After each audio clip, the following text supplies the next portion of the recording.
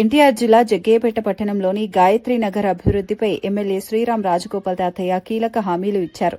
కాలనీలో జరిగిన సమావేశంలో స్థానికులు ఎదుర్కొంటున్న సమస్యలను ఆయన దృష్టికి తీసుకువచ్చారు. ముఖ్యంగా డ్రైనేజీ సదుపాయం లేకపోవడం, త్రాగునీటి కొరత, విద్యుత్తు సమస్యలు ఉన్నట్లు వివరించారు. త్రోడ్డుపాలెం పెట్టాం, ఇది పెట్టేది దాంట్లో ఇదైతే అందరికీ ముందు ఆల్రెడీ ఉంది.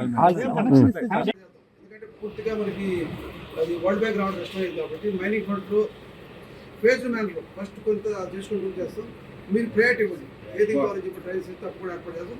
సీసీ కెమెరాస్ కూడా పోలీసు వారికి మాట మన కెమెరాస్కి అనుసంధానం చేసుకుంటాం, పోలీసు కూడా ట్రాక్ చేసుకోవచ్చు. ఇంకా అవసరం కొన్ని సీసీ కెమెరాస్ ఏర్పాటు చేయడం.